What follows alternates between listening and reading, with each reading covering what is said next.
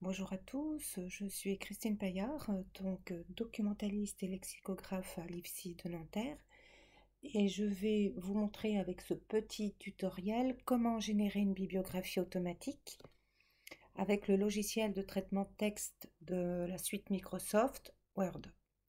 Donc j'ai copié-collé un texte à partir d'un site internet, un article pour être plus exact, et nous allons voir comment insérer une citation avec l'onglet références et les fonctionnalités de bibliographie.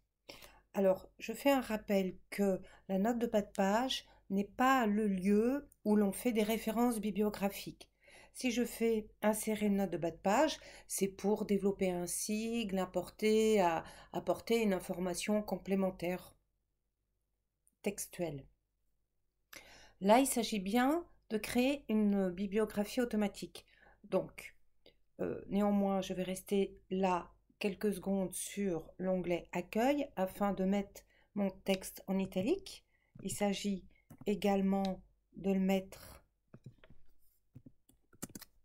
entre guillemets. C'est ainsi, donc j'appuie sur la touche 3 de mon clavier, c'est ainsi que l'on met en scène d'une manière typographique les citations directes. Nous allons voir tout de suite après ce qui relève de la reformulation.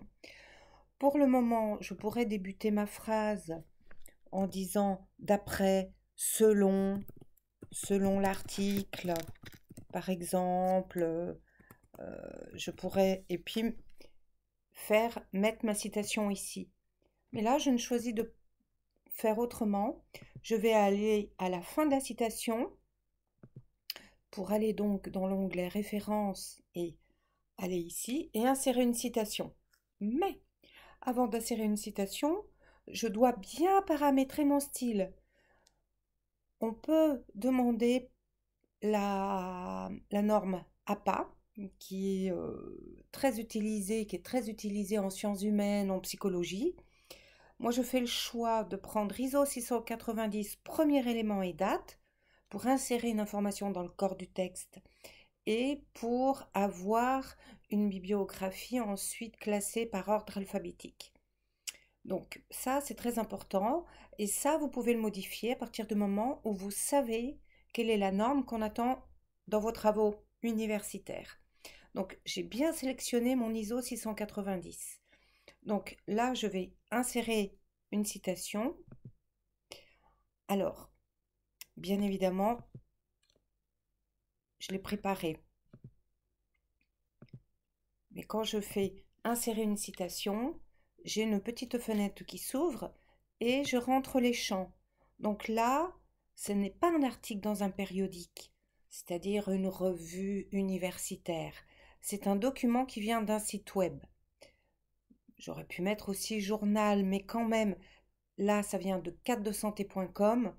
C'est un site. Donc j'ai rempli les champs. Je peux afficher tous les champs en sachant que ça donne une indication sur ce que je dois rentrer par rapport à la norme. Néanmoins, je ne suis pas non plus obligée de tout mettre. Donc, je mets toujours l'auteur, nom de famille en premier. Moi, c'est l'habitude de mettre le nom en majuscule. Mais ça peut être P majuscule et le reste en minuscule. Alors, le nom de la page, c'est le nom de l'article, puisqu'il provient d'un site internet, c'est pas tout à fait une revue. Donc, je mets bien le nom du site internet Cadre de Santé. Je mets bien l'éditeur, c'est Groupe Professionnel. Alors, je mets bien évidemment la date de consultation. Ça équivaut à une mise à jour. C'est très important de mettre la date de consultation pour un site internet. Et je mets aussi le mois. On n'est pas obligé de mettre le jour, hein. Là, il met le jour, mais franchement, le mois, c'est suffisant. Et là, je mets mon adresse URL. Alors, je vais reprendre tous ces éléments que je suis allée chercher sur le site internet. Donc, quand je clique une fois dans l'adresse URL, je peux faire CTRL-C pour copier et ensuite coller dans le champ de la petite fenêtre de la bibliographie. Et là, je vois que j'ai tous les éléments. hein, que je suis allée copier, coller pour l'insérer dans les champs de la petite fenêtre qui s'ouvre. Alors là, on n'a pas de pagination parce qu'on est sur une page web.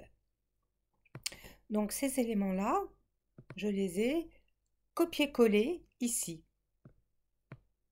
Et donc je fais OK. Et quand je clique sur OK, dans le corps du texte, j'ai entre parenthèses le nom, virgule l'année. Nous verrons ensuite comment générer, bien évidemment,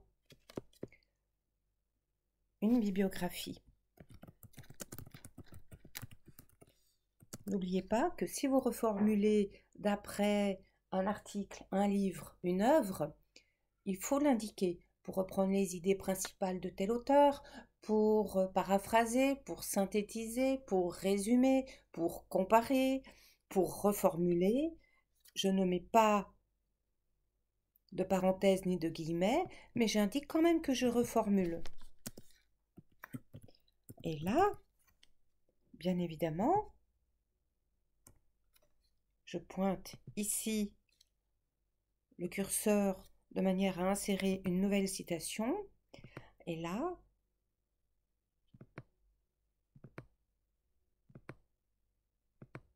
je rentre les champs. Il s'agit d'un livre, donc je cible bien mon type de source. Ça, c'est très important, c'est la base. Je mets, s'il y a deux auteurs, je mets les deux premiers. Vous mettez toujours les deux premiers, vous verrez pourquoi. Je mets le titre du livre, son année de publication, la ville de l'éditeur parce que ça indique si la source est française ou internationale, la maison d'édition. Je peux aussi continuer et mettre ici afficher tous les champs bibliographiques et là on a les champs obligatoires. Mais vous voyez dans le livre, on a un numéro d'identification qui peut être l'ISBN, le numéro unique d'un ouvrage, mais ce n'est pas obligatoire. Donc voilà, ça c'est les éléments que je dois voir apparaître. Le titre d'un livre, il pourrait avoir un sous-titre, l'année, le lieu de l'édition, la maison d'édition, et là j'ai tous les éléments. Donc bien évidemment, si je me trompe dans ma source, voyez là, j'ai mis deux, et je pourrais mettre trois éditeurs, mais je mets les deux premiers, parce que pourquoi? Parce que ici, il va mettre et al.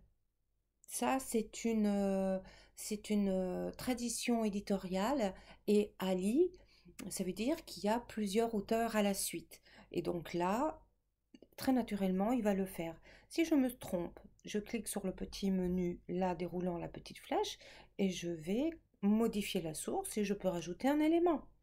Je peux rajouter un... Vous voyez, quand je suis dedans, il me propose un ISBN. Donc je pourrais rajouter cet élément. À partir de là, donc là, la reformulation, ça va jusqu'à la fin de la phrase marquée par le point. Donc là, j'ai reformulé le propos. Là, j'ai fait une citation directe. J'ai mis entre guillemets en italique. Je vais maintenant à la fin de mon document. Ça. Et je peux faire une nouvelle page. Je reviens dans la rubrique référence, dans mes fonctionnalités et je clique sur bibliographie. Je clique sur la première et voilà, mes éléments bibliographiques apparaissent. Donc là, je remarque qu'il y a un doublon, donc je vais l'enlever. Et voilà, il faut toujours vérifier quand même si c'est automatique. Si on avait fait une citation de trop, il va reprendre tous les éléments qu'on a travaillés. Et voyez là, j'ai mis deux fois. Donc, le meilleur moyen, c'est de vérifier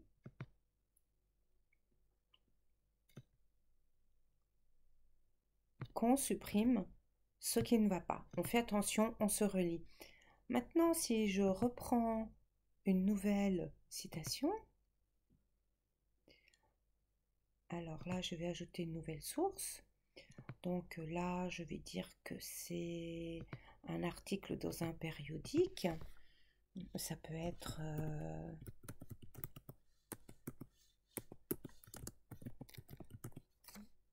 Là, c'est une nouvelle docteur en sciences de l'éducation, donc qui écrit sur la perspective analytique des APP dans la formation. Je reprends l'idée, hein, mais c'est pas tout à fait le titre. J'invente dans la revue Soins en 2023, article d'un périodique, donc on est chez Elsevier Masson pour l'éditeur. Il fonctionne par volume et c'est le numéro 345.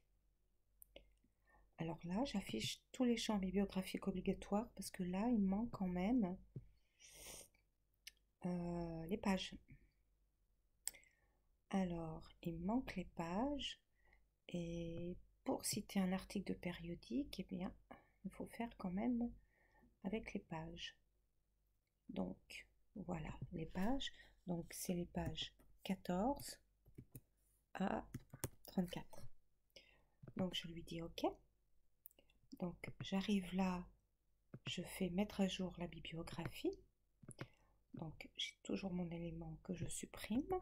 Bon, je vais l'enlever par ailleurs, mais là, je le supprime. Et il m'a mis dans l'ordre alphabétique la nouvelle référence. Donc, et là, je remarque aussi qu'il y a du gras. Alors ça, c'est pareil, hein, vous sélectionnez et puis vous pouvez bien évidemment enlever le gras. C'est aucune raison de mettre en gras. Donc voilà comment on peut réaliser une bibliographie automatique avec le logiciel de traitement de texte Word.